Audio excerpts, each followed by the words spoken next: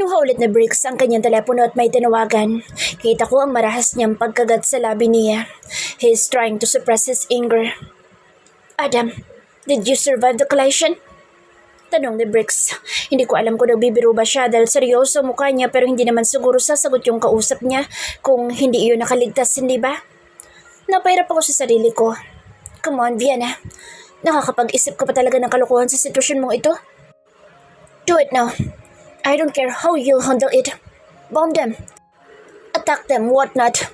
I just want the Azaro family to be erased. The Frigo family can wait for their extinction until tonight. Motor din na sabi ni Briggs. Ibinabanin niya ang telepono at tumingin sa akin. Napayo ko na lang naman ako dahil hindi ko na kaya yung pamamaraan niya ng pagtingin sa akin. Matapos namin pumunta sa doktor ay inihatid na ako ni Briggs sa aking apartment.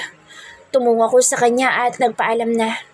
Nagpasalamat na rin sa pagmamagandang loob na ginawa niya kanina. Vienna. Mahina ang pagtawag niya sa pangalan ko. Tumigil ako sa aking paglalakad at lumingon sa kanya. Hindi ako nagsalita, tinintay lang kung ano sasabihin niya. Are you sure you're going to be okay here? Nagulat man ako sa itinanong niya, ay tumango ako. Siguro nag-aalala siya at pakiramdam niya ay may kasalanan siya sa akin dahil nadamay ako sa nangyari kanina. Okay lang ako, sir. Gagamitin ko na maayos ang half day na pahinga ko. Huwag na po kayo mag-alala. Alam ko naman na hindi siya nag-aalala sa akin. Sino ba naman ako para mag-alala siya? Sadyang nakakonsensya lang siguro siya na nasaksahan ko kung ano nangyari kanina. Fine. Buntong hininga niya. Just call me if anything. Ngumiti ako kay Briggs at umiling. Nothing will happen, sir. You can be at ease. I am okay. Siguro nabigla ako sa lahat na nangyari sa akin kanina pero okay na po ako. Hindi niya naman kailangan makonsensyang masyado. Wala namang may gusto na may bumaril sa kanya eh. Nagpaalam ako kay Briggs at pumasok sa loob ng apartment ko. Habang paakyat sa hagdanan ay nakita ko pa ang landlady ko. Binati niya ako at ganun din naman ako sa kanya. Ang aga mo ata, Vienna? Pagtatanong niya. Pinilit ko makangiti sa kanya upang hindi na siya magtanong pa kung bakit parang Biyernes Santo ang aking mukha. Medyo masama po kasi ang pakiramdam ko kaya nag-half day na lang po muna ako. Hindi na naman siya nagtanong pa matapos ko sabihin iyon. Dumiretso na ako sa aking kwarto at sinara ang pinto. Napasandal ako sa likod ng pinto matapos iyong isara at napatingala. Doon ko lang naibuhos ang halo-halong emosyon na kanina ko pa pinipigilan. Natatakot ako. Akala ko huling araw ko na kanina. Those were real gunfire. Sa buong buhay ko ay ngayon lang ako nakarinig ng totoong putok ng barila. Madalas napapanood ko lang naman iyon sa telebisyon pero iba pala kapag sa'yo na mismo nangyari. Napahawa ako sa aking dibdib at ipinikit ang aking mga mata. Mabilis ang pagtibok ng aking puso at halos maramdaman ko pa rin ang kaba. Tumayo na ako sa aking pagkakaupo at kumuha ng pamalit na damit. Naglinis ako ng katawan at nagbihis bago kunin ang cellphone ko. Sa totoo lang ay natatakot ako mag-isa ngayon. Hindi naman siguro masama kung tawagan ko si Oliver at dito na lang siya patulugin, hindi ba? Kahit ngayong gabi lang. Oliver, can you stay with me tonight, please? Hindi ako madalas na humingi ng pabor kay Oliver. Ang problema lang ay medyo malayo kasi ang pinagtatrabuhan ni Oliver kapag dito siya natulog. Kaya lang ayoko talagang mag-isa mamaya. Masyado pang sariwa sa akin ang lahat ng nangyari. Why? It's so rare for you to ask something. Did something happen? Bumuntong hininga ako. Dapat bang sabihin ko sa kanya? Kapag sinabi ko sa kanya ay baka kung anong isipin niya at siya pa ang mangumbinsi sa akin na umalis na sa trabahong iyon dahil baka isipin niya na delikado ito. Wala naman. I just missed you. Nagbabaka sakali ako na pumayag ka. No, hindi ko dapat sabihin kay Oliver. Hindi na niya kailangan pang malaman. Magiging okay din ako kinabukasan. Bukas ay makakapasok ako sa opisina na parang walang nangyari. Nahiga ako sa kama habang naghihintay ng tugon mula kay Oliver. Sana'y pumayag siya. Kailangan ko lang talaga ng kasama ngayon. Pakiramdam ko hindi ako makakatulog sa takot at iisipin na anumang oras ay maaaring may bumaril sa akin. Alam kong hindi ako ang target ng mga iyon kanina ngunit ang maranasan iyon mismo ay hindi pa rin kanais-nais na karanasan. Hindi ko alam kung nakatanggap ba ako ng reply kay Oliver dahil hinila na rin ako ng antok ng hapon na iyon. Madilim ang kapaligiran ko at naglalakad ako sa hindi ko alam na lugar. Panay ang pagtawag ko sa kung kani-kaninong mga pangalan. Ma? Pa! Hinahanap ko sina Mama at Papa. Hinahanap ko ang mga kapatid ko. Bakit walang mga tao sa paligid? Bakit wala akong makita? Ganun pa man ay nagpatuloy pa rin ako sa aking paglalakad. Napatigil ako sa paglalakad ko nang matanaw ko sa hindi kalayuan ang bahay namin. Napangiti ako at daladalan tumakbo roon kahit na hinahapo na ako dahil kanina pa ako naglalakad. Binuksan ko ang pintuan ng bahay namin. Kagaya sa labas ay madilim ito. It's weird that I can see kahit na ang dilim ng paligid ko. Ma? Pagtawag ko kay mama, nagbabaka sakali ako na may sumagot sa akin. Housewife si mama, kaya alam ko na nandito lang siya sa bahay. Pa? Tinawag ko na rin si papa. Iniisip na siya ang nandito. Hindi ko alam kung ano oras na ba dahil sa madilim na kapaligiran kaya hindi ako sigurado kung nandito na ba si papa sa bahay. Tinawag ko rin ang pangalan ng dalawang kapatid ko ngunit kagaya ni na mama at papa hindi sila sumagot. Walang sumagot sa akin kahit isa sa kanila. Nagsimula na ako makaramdam ng kaba. Natatakot sa maaring dahilan kung bakit wala sila rito sa bahay ngayon. Ah? Pa? Patuloy ako sa pagtawag. Hindi ako titigil hanggat walang sumasagot sa akin. Nakakapit na ako sa akin dibdib. Tumatakas na rin ang luha sa aking mata dahil sa kabang nararamdaman ko. Bakit walang sumasagot sa akin? Bakit wala sila rito? Bakit ako lamang mag-isa ang nandito? Napatigil ako nang makarating ako sa kwarto ni na papa. Binuksan ko iyon at napatakip ako sa aking bibig nang makita ko silang wala ng buhay. Nakahandusay ang kanilang mga katawan sa bawat sulok ng kwarto. Lalapitan ko sana ito ngunit napatigil ako nang makita ko ang nakabukas na mata ni papa at para bang nakatingin ito sa akin. Puno ng dugo ang buong kwarto, dala ng pamamarilis sa kanila. You're next. May narinig akong boses sa aking likod kaya agad ako napaharap doon. May isang tila aninong nakatayo roon at may hawak ng baril. Nakatutok ang baril na iyon sa akin. Hindi ko magawang makagalaw dahil sa takot, pagkalito at kabang nararamdaman ko. Siya ba ang bumaril sa pamilya ko? Pero bakit niya ito gagawin sa kanila? Sa amin? Anong nagawa namin sa kanya? Ipinutok niya ang baril at napapikit ako ng aking mga mata at kasabay nito yung pagtulo ng aking mga luha. Stop! Napabalikwas ako sa aking pagkakahiga matapos ang panaginip na iyon. Napahawak ako sa aking dibdib dahil sa hinahapo ako. Basa din ang pawis ng aking noo at hirap akong mapalunok dahil sa mabilis na pagtibok ng aking puso. It was a dream. Everything that happened was a dream, except my family is dead. Nakahinga ako ng maluwag at napahawak sa aking kumot. Dala pa rin ata ng aking takot dahil sa putukan ng baril kanina ay napanaginipan ko iyon. Tumayo ako sa pagkakaupo sa kama at pumunta sa kusina ng apartment ko upang uminom ng tubig. Hindi ko nakita kung paano pinatay ang pamilya ko. Nalaman ko na lang ipatay na sila dahil sa pamamaril at naabutan na silang nakaburol, kaya parang totoo ang nakita ko sa panaginip ko. Napatingin ako sa aking kamay habang nakahawak sa baso. Nanginginig pa rin ito, dala siguro sa takot sa nangyari at sa panaginip ko kanina. Matapos kong uminom ng tubig ay nilapitan ko ang cellphone ko upang makita kong nag-reply sa Oliver. Nakaligtaan ko na ito dahil bigla akong nakatulog. Anong oras na rin ba? Napatingin muna ako sa orasan ng aking cellphone. 6:00 na pala ng gabi. Kailangan ko nang bumili ng makakain o kaya ay magpabili na lang ako kay Oliver bago siya pumunta rito. Binuksan ko na isang mensahe ni Oliver doon at binasa. Sorry Vienna, hindi ko ako makakapunta dyan ngayon dahil ang dami kong ginagawa sa opisina. Next time, okay? I love you. Napabuntong hininga ako bago dismayadong inihagis ang cellphone ko sa kama. I guess I'll spend the night shivering and shaking in fear. I'm afraid to even close my eyes because I might see images or events I don't even remember happening in my life. I will spend the night alone. Napasandal ako sa pader at panay ang buntong hininga. Iniisip kung paano ako makakaligtas sa gabing paparating na mag-isa. Kung alam kaya ni Oliver ang dahilan bakit ko kailangan ng kasama, yan pa rin kaya ang sasabihin niya. Nagulat ako na may biglang kumatok sa aking pintuan. Nagdadalawang isip akong lapitan iyon at buksan dahil natatakot ako na baka may dalang baril ang nasa labas ng apartment ko. Huminga ako ng malalim at ipinikit ang aking mga mata bago lakas loob na binuksan yung pintuan. Vienna, may bisita ka. Sinamahan ko na rito. Boss mo daw siya? Sumalubong sa akin ang nakangiting mukha ng aking landlady. Para naman ako nakahinga na maayos nang siya ang makita ko. Boss ko? Napatingin ako sa matangkad na lalaking kasama niya at nanlaki ang aking mga mata nang makita ko si Briggs. Anong ginagawa niya rito? Maiwan ko na kayong dalawa, okay? Ang gwapo mo. Wika ng aking landlady at nakangiting umalis na. Muli ako napatingin kay Bricks. Naguguluhan sa dahilan niya kung bakit siya nandito. Sorry for visiting without any prior notice. I hear that these foods are going to help you overcome your trauma. I just want to give this to you. Maybe it can help. Napansin kong ang dala niyang pagkain. Tinanggap ko iyon. Nagdadalawang isip ako kung dapat bang papasukin ko siya o wag na lang. Pasok ka sa loob, sir. Pag-aya ko sa kanya para pumasok siya sa loob.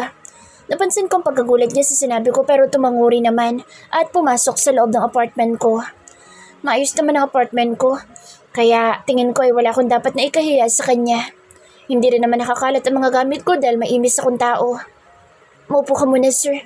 Maghahanda lang ako na makakain. Saad ko sa kanya tumiratso ng kusina upang ihain yung dinala niyang pagkain. Ngayon ko lang napansin na maraming uri pala iyong nasa paper bag. Akala ko kasi ay iisang klase lang. Ipinatong ko ng mga pagkain sa lamesa at binigyan ko rin ng pinggan sa Bricks. Napatingin siya sa akin at ngumiti naman ako sa kanya. I brought this for you to eat. You weren't supposed to share them with me. Nakasandal lang siya sa upuan habang pinagmamasdan ako. Matipid lang naman ako ngumiti ulit sa kanya. Sir, you can't expect me to eat everything. Hindi naman po ako ganoong katakaw. Pagbibiro ko, hindi ko alam kung dapat bang sabayan ko pa iyon ng pagtawa para lang makuha niya na isang biro sinabi ko. Sa expression kasi na mukha niya, ay sa tingin ko hindi niya nakuha ang joke ko. Hindi na siya umangal at kumain na rin. Tahimik lamang kaming dalawang kumakain noon. Halatang nangangapa pareho kung may dapat bang bumasag ng katahimikang iyon o wala. How are you feeling? Napatingin ako kay Bricks nang magtanong siya. Hindi ko inaasahan na itatanong niya iyon. Ni hindi ko nga inaasahan na magpapakita siya sa labas ng apartment ko. I'm fine, sir. Thank you for your concern. Is he really concerned though? O baka sadyang nakukonsensya lang talaga siya? Hindi ko alam. Ayoko din naman mag-assume at tanungin pa siya. Of course, you're not Vienna. Still being dishonest, ha? Bakit ba hindi mo magawang magpakatotoo sa sarili mo na hindi ka okay? Ano bang nakakatakot sa pagsasabi ng totoo? Napatigil ako sa sinabi niyang iyon. Parang isang sampal ang mga salita niyang iyon sa aking pisngi na nagpagising sa akin sa totoong nararamdaman ko. Bukod pa roon, hindi ko inaasahan na maririnig ko ito mula sa kanya. I'm not okay, sir. What happened earlier traumatized me. I can't sleep well, and I'm having nightmares.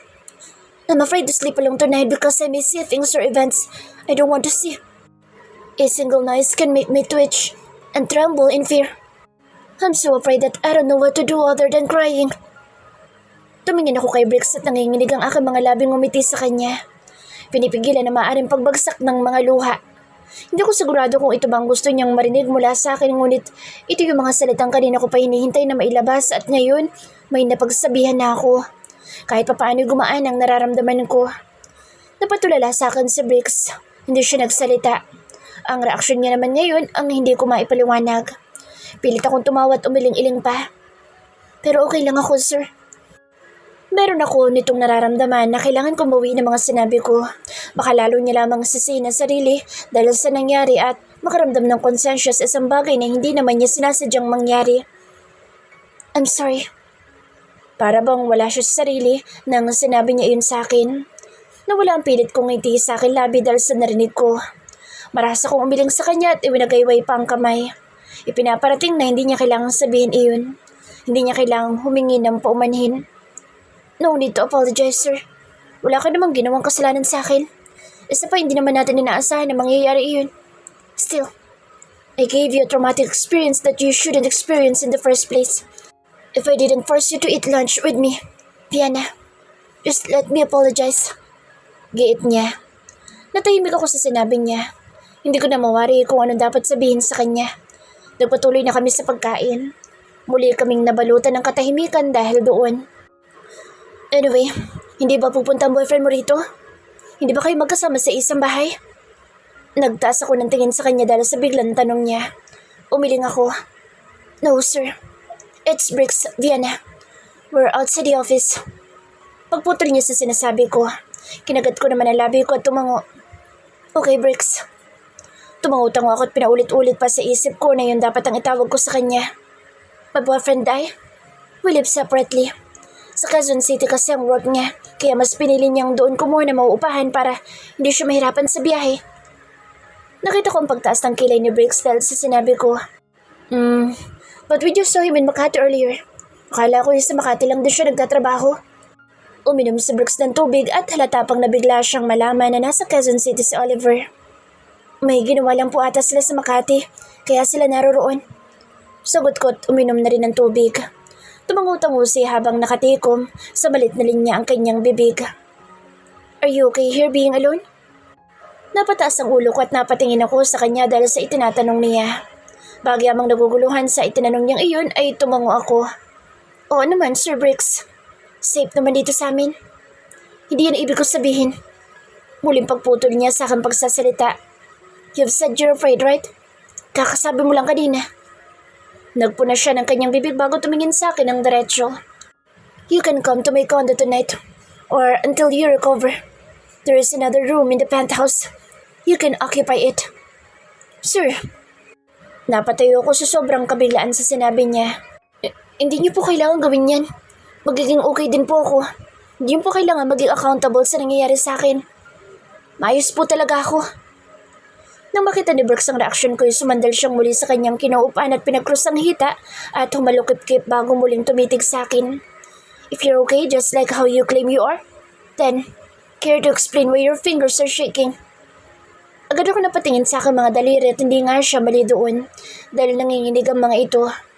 Huminga ako ng malalim at ipinikit ang aking mga mata. Talo na ako. He's observant. Kahit anong sabihin ko sa kanya ay mukhang hindi ko siya makukumbinsi na maayos sa lagay ko. Patuloy niyang babalikan ang mga sinabi ko sa kanya nang umamin ako na natatakot ako. Don't worry, Vienna. If you're worried that I might pull something to you while you're staying in my place, you're wrong. I'm not going to do anything to you.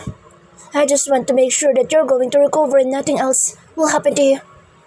Tumigil siya saglit sa pagsasalita at tumayo. Humakbang siya ng konti papalapit sa akin. I actually decided to pay you a visit to make sure of it. But seeing you by yourself, scared and helpless, how can you convince me you're going to be fine here tonight? Napayuko ako. Masyado siyang malapit sa akin. What happened to us earlier is not something you can experience every day. For you, it's a frightening, unpleasant experience. That's why I want to help you. You can stay at my place for tonight or until you recover. Or do you want me to buy you a dorm condo for you, just so you will agree on my terms? Nalaki ang aking mga mata sa kanyang sinabi. Sobra na nga yung gusto niyang mangyari kanina tapos sasabihin niya pa sa akin na bibilihan niya ako ng kondo para lang pumayag ako. It's unbelievable. You don't have to go to that extent, sir. Pagtanggi ko, papayag na ako sa unang gusto niya. Kahit ngayong gabi lang ay doon muna ako. Baka bukas naman ay makakapunta na dito si Oliver. Call me sir again, and I will do something that will make you say my name. Ang kaninang nakayuko kong ulo ay napaangat dahil sa sinabi niya. Anong gagawin niya? Ayoko mag-isip. Natatakot ako mag-isip. Briggs. Pagtama ko sa sarili ko. Kailangan ko na talagang sanayin na tawagin siya sa pangalan niya kapag nasa labas kami ng opisina. Mamaya ay itali niya akong patuwarik para lamang masanay akong tawagin siya sa pangalan niya. Good girl. Now, bring the things that you'll need. I'll wait for you outside. Matapos niyang sabihin iyon ay lumabas na siya ng apartment ko. Napasingap ako. Why do I feel weird hearing him saying good girl to me? Parang may kung ano akong naramdaman sa akin dyan at hindi ko yun gusto. Nilinis ko muna yung pinagkainan namin at agad na nagdala ng ilang gamit. Nagkasya naman iyon sa isang tote bag. Nang matapos ako ay lumabas na ako. Dala ko rin ang isang handbag ko. Just in case hindi na ako makabalik dito bukas. Iba ang dilim ng kapaligiran. Hindi ko malaman kung mas mabang panahon at may pag-asang umulan. Wala ka rin kasing makikitang bituin sa kalangitan. Nakita ko si Briggs na nakasandal sa kotse niya habang nakahalukip-kip at nakakross ang binti. Napasingap ako at lumapit na sa kanya. Pinubuksan niya ako ng pinto at pumasok na ako roon. Yan na ba lahat ng gamit mo? Wala ka nang nakalimutan? Tanong niya sa akin nang makaupo na siya sa driver's seat. Oo. Tumango pa ako sa kanya. Hindi ko na masyadong pinansin kung ano bang inilagay ko sa bag. Basta kumuha na lang ako ng mga damit at dinala yung blazer ko. Hindi ko na nga natingnan kung maayos na damit pang nadala ko. Tumango na si Briggs. Paalis pa lang kami sa tapat ng apartment ko nang dahan-dahan ang pumatak ang ulan. Hindi na nakakagulat dahil halata naman sa kaulapan. That must be the typhoon. Napatingin ako kay Briggs dahil sa sinabi niya. Pinaandar niya na ang kotse at marahang nagmaneho papunta sa hindi kalayo ang kondo niya. May bagyo? Wala akong kaalam-alam kung may bagyo ba o wala. Di naman kasi ako mahilig manood ng telebisyon. Isa pa, makakanood ka pa ba ng TV sa kondisyong mayroon ako kanina? Dahil nga hindi naman kalayuan ng kondo ni Briggs ay nakarating kami agad doon. Umasok siya ng parking at nagpark, hindi kalayuan sa elevator. Nang makababa kami, itinulungan niya pa ako sa dala ko kahit sa tingin ko ay hindi naman kailangan. I insist. Pagpupumilit niya na pagkuha sa dala kong isang bag. Hindi na ako nakapagtalo sa kanya dahil alam kong hindi naman ako mananalo. Habang nakasunod ako sa kanya ay hindi ko na maiwasang mapaisip. Mali ba itong ginagawa ko? May boyfriend ako pero kasama ko ay ibang lalaki. Hindi naman sa may gagawin kaming hindi tama pero hindi ko mapigilan na makaramdam ng konting guilt. To make it worse, I am going to spend my night in his condo. Kakatulala ko ay hindi ko na namalaya na nakarating na kami sa penthouse. Pumasok na kami sa loob at automatikong bumukas sa mga ilaw doon. Diretsyong naglakad si Briggs patungo sa pinto ng isang kwarto. Binuksan niya ang pinto at pumasok sa loob. Nagdadalawang isip ako sumunod sa kanya noong una pero nang sinabihan niya ako na pumasok din doon ay ginawa ko. Ipinaton niya sa isang lamesa ang bag ko. Pinagmasdan ko ang kabuuan ng kwarto at napansin ko na maayos ito. Iisipin mo pa nga na may nakatara ditong iba bukod sa kanya. Madalas na pumupunta rito ang kapatid ko at ganoon na rin ang mga pinsan ko. Kaya kompletong gamit dito. Napatingin ako kay Briggs. Parang nabasa niya kasi yung iniisip ko. Tumango na lang ako sa kanya at nagpasalamat. Siguro naman ay makakatulog na ako ng maayos ngayong gabi, hindi ba? Siguro naman ay hindi na ako magkakaroon ng hindi magandang panaginip kagaya kanina. If you're not comfortable, knowing that there's someone else here, you can lock the door. Rest assured that I am not that kind of man, Vienna. I know that you view me as a womanizer, which I'm not going to deny. But trust me, I am not going to touch someone without their permission. Also, you have a boyfriend which means you've already exclusive to him. I respect both of you. I just want to make sure that you're going to be fine tonight. Kitang-kita ko ang sinseridad sa kanyang mga sinabi. Pakiramdam ko simula na makilala ko siya ay ngayon ko lang nakita ang expression niyang ito.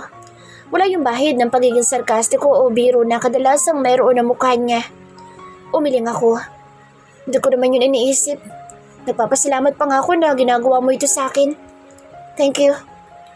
Oo, iniisip kong babaero siya. Na malamang ay marami siyang iniuuwing babae dito.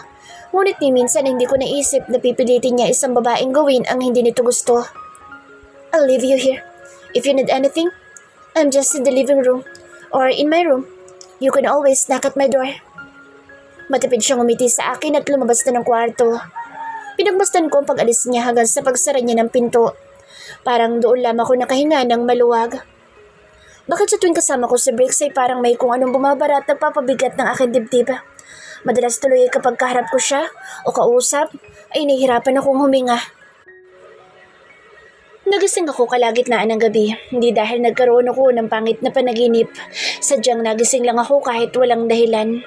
Bumangon ako mula sa pagkakahiga ko at tinangkad lumabas ng kwarto. Nanunuyo kasi ang aking lalamunan at mukhang kailangan kong uminom ng tubig. Bago tuluyang lumabas ng kwarto ay napatingin ako sa may bintana. Malakas ang ulan sa labas. Maingat kong binuksan ang pinto ng kwarto at tahimik na lumabas. Iniiwasan kong gumawa ng ingay dahil baka magising ko si Briggs kahit mukhang malayo naman na iyong mangyari. Madilim na ang kapaligiran ng kondo ni Briggs na lumabas ako mula sa kwarto. Kaya nakakasigurado ako na baka tulog na nga siya. Nagtungo ako sa may kusina at kumuha ng baso bago magtungo kung nasa ng kanyang refrigerator. You're awake. Halos mabitawan ko iyong hawak kong baso dahil sa gulat nang bigla kong marinig ang boses ni Briggs. Lumingon-lungon ako para hanapin ko nasaan siya at nakita ko siya sa may sala at nakaupo sa sofa. Pasalamat na rin ako sa konting liwanag mula sa labas dahil nakatulong iyon sa paghahanap ko. Nilingon niya ako. Nakapatong ang kanyang isang braso sa backrest ng sofa na inuupan niya. May baso din siyang hawak sa isang kamay at may napansin akong bote ng whiskey sa lamesa sa harapan niya. Mukhang umiinom itong mag-isa. Sorry, did I startle you? Tanong nito sa akin bago inumin iyong laman ng baso ng whiskey sa kamay niya. Nang mabawi ko ang sarili ko sa pagkakagulat ay umiling ako. Hindi nga lang ako sigurado kung napansin niya ang pag-iling ko dahil na rin sa dilim ng kapaligiran namin. Medyo, hindi ko akalain nagising ka pa. Mahigpit ang pagkakahawa ko sa baso. Natatakot ako na baka nga mabasag ko iyon kapag hindi ko hinigpitan ng hawak. Mukha pa namang mamahalin ang mga gamit niya rito.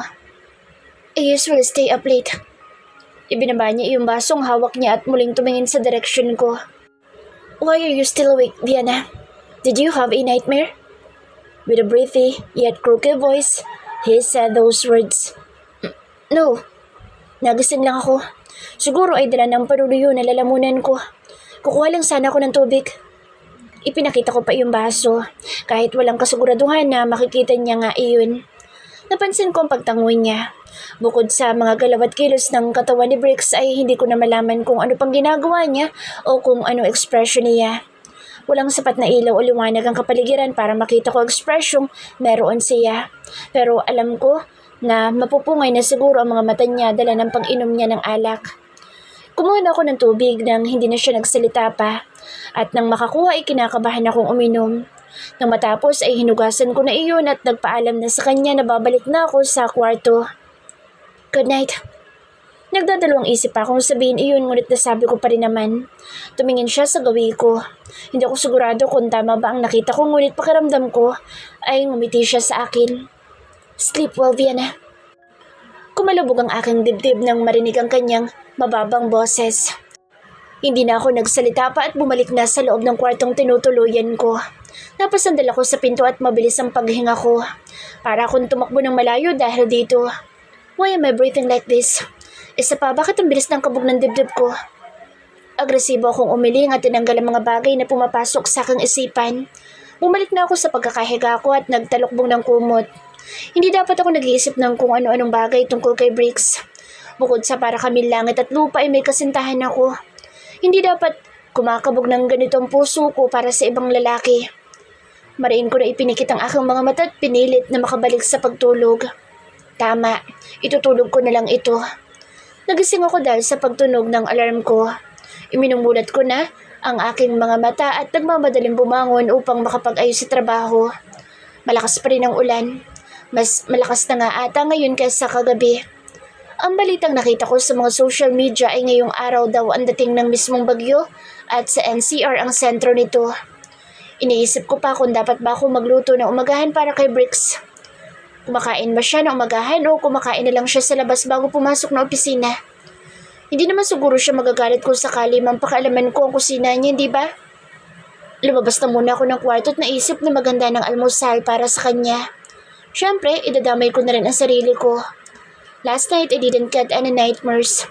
It was really comforting, knowing that someone is with you, that you're not alone. Nakakagaan ang pakiramdam. Mabilis naman ako nakapagluto. Yung kanin naman ay nasa rice cooker kaya kahit iwanan ko na lang muna. Maliligo muna ako at maghahanda para sa opisina. Papasok pa lang ulit ako sa loob ng kwarto nang marinig kong pagbukas ng pinto na isang kwarto. Napalingon ako roon at nakita ko sa Briggs na kalalabas lang ng kanyang silid. Good morning. Pagbati ko sa kanya. Again, I suddenly feel this weird feeling in my stomach. I know what it's called but I don't want to say it. I don't want to admit it. Good morning. You're up early. Naguguluhan pa ako sa sinabi niya. Natural lang naman na maaga ako magising dahil may pasok kami sa opisina. Nahalata ata ni Briggs ang nagugulo expression ko kaya bahagya siyang natawa. Tumingin siyang muli sa akin bago nagsalita. You didn't get the message? Ipinakita niya pa yung kanyang cellphone. Umiling ako. Hindi ako sigurado kung may natanggap ba ako mensahe mula sa kanya o sa kahit na sino. Pinatay ko lang naman ang alarm ko ngunit hindi ko binuksan o nasilip ang phone ko. He clicked his tongue, making a slight noise. I called back earlier. I heard about the news and updates of the typhoon. Sinabihan ko siya na sabihin sa lahat na empleyado na magstay na lang sa kanilang bahay at kung may kailangan asikasuhin ay mag-work from home na lang muna. Wika ni Briggs na siyang ikinagulat ko. Hindi na ako nakapagsalita at agad na nagtungo sa kwarto para kunin ang cellphone ko at tingnan iyon. Muli din naman ako lumabas. Nakakita nga ako ng 3 mensahe doon. Isang galing kay Rebecca, yung isa ay kay Venice at ang huli ay galing kay Eloise. Napakurap-kurap ako at binasa ang lahat ng ito. Ulang pasok. May bagyo raw. Yay! Ang mensaheng galing naman kay Rebecca ay mahabang anunsyo na wala daw pasok sa opisina dahil sa malakas na bagyo at maaaring pagbaha sa ibang lugar sa Makati at ilang bahagi ng Manila. Ang huli ay kay Eloise. May bagyo. Baha na sa may amin. Bahain din sa Vito Cruz, hindi ba? Sana okay ka lang. May pasok pa rin kami kahit mukhang walang pasok ang customs. Malas talaga. Agad ako nag-reply kila Venus at Eloise. Nang matapos ko mag-reply sa kanila, inapatingin ako kay Briggs na pinagmamasdan yung mga niluto ko umagahan sa kanyang dining table. You cook breakfast? Paninugurado niya bago tumingin sa akin. Nahihiya naman akong tumango. Yes, sir. Sana okay lang sa inyo na ginalaw kong kusina mo. Tumaas ang sangkilay niya kaya't napatigil ang pagsasalita ko. Galit ba siya sa paggamit ko ng kusina niya? Nakakunot ang noo ni Briggs habang nakatingin sa akin at nakatagilid ang kanyang ulo. Napalunok ako sa kaba. Dapat ba ay hindi nila ako nagluto? Sir, sorry. You cooking in my kitchen is fine. But the fact that you keep on calling me sir makes me feel irritated. What did I tell you last night, huh? Nanlakang akang mga mata. Oh shit, nakalimutan ko yun. Itinikom ko ang labi ko at ngumiti sa kanya. Yun ang problema niya? Okay, Briggs. Mukhang natuwa siya nang sa wakas ay tawagin ko na ulit siya sa pangalan niya. Niyaya niya akong kumain ng umagahan na agad ko namang pinaunlakan. Tinanong ko pa siya kung gusto niya ng kape at nagtimpla ako base sa sinabi niyang gusto niyang timpla at ipinatong iyon sa lamesa. Thanks. Anya matapos ko ipatong yung kape. Naupo na ako sa upuan at nagsimula na kaming kumain na dalawa. Kinakabahan pa ako dahil baka hindi niya magustuhan ang luto ko. Alam kong bacon, hotdog at itlog lang naman iyon pero malay mo't mareklamo siya.